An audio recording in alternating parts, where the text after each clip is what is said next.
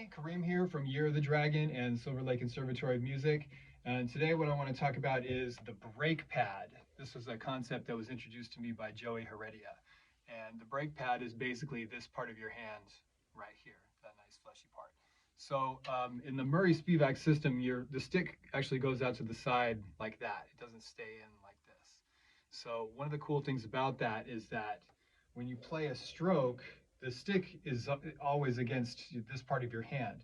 And then when you go to make the stroke, it leaves for a second, but then it comes back. If you're holding the stick with a good fulcrum, and it can rebound. So see that snapping back there? It leaves for a second and then it goes right there. So the cool part about this is that when you're holding the stick, like you're basically holding it with your middle finger and it's already resting on that part of your hand. So it's already in place. You don't have to grip it super hard.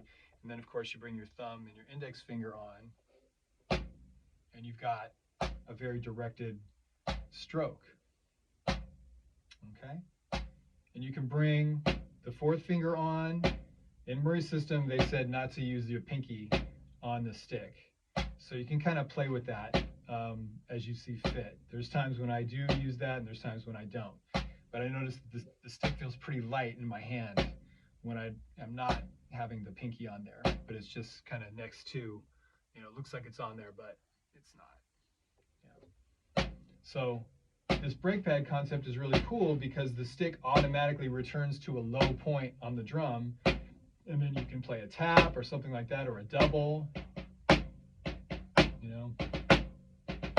and you get used to feeling the stick kind of hit the back of your hand back here, and it's just another place for you to relate to how the stick moves. It's almost like a 16th note behind. Got it. So you can actually kind of play with it being slow, you can play with it being fast, but it's a cool feeling of feeling like the stick is very secure, and you can even lift from here, when you want to make a stroke, you can feel the stick back here on this part of your hand, and you can generate ideas really from this part of your hand as well, rather than just being up here in the fingers.